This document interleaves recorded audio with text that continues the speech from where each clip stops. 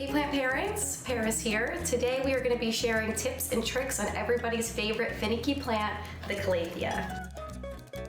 Calathea is a genus of herbaceous perennial plants that are a part of the prayer plant family Marantaceae, who also get their nickname for their daily movements of the plant's leaves, known as nyctinacti.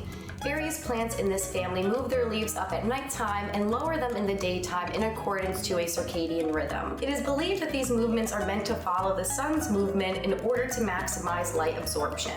The great thing about these beautiful pattern plants also is that they are considered pet friendly, making them a great option for anyone who has a home filled with pets or children. The Calathea can be an easygoing plant with the right balance of care maintained year-round. So in order to best care for your Calathea, while they can tolerate lower light conditions, it would be better to give them more medium to bright indirect light, which would help to boost growth and plant vigor. Preferably found anywhere in an east or west window, or even a diffused south window can work. As far as watering goes, check in on the soil often and water once about half of the soil has dried out. While they do like moist soil, it would be best to let the soil dry out to some degree to allow for oxygen to flow into the root system.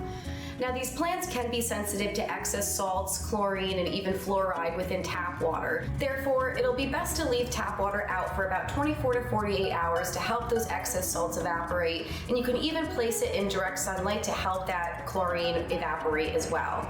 Doing intervals of distilled water every 2 to 3 months can also help to leach out excess salts that accumulate over time.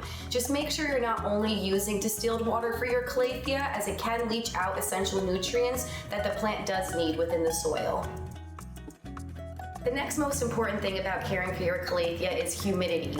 These plants are used to getting really high amounts of humidity when growing on the rainforest floor under the canopies of other plants.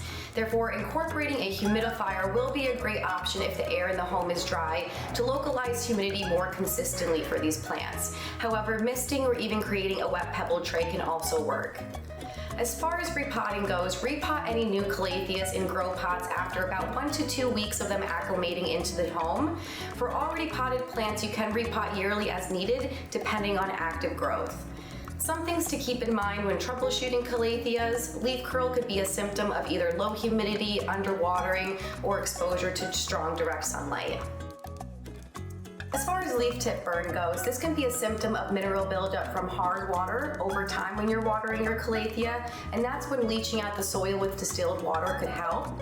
In regards to overwatering, yellowing is usually going to be a sign that you see, accompanied with moist soil to the touch. So those are all the tips and tricks that we have for you today regarding Calatheas. If you happen to have any questions or concerns, please don't hesitate to reach out to us at thesill.com/contact, and we always have our blog and resources available to you at thesill.com. Thank you, and I will catch you guys next time. Bye, plant parents.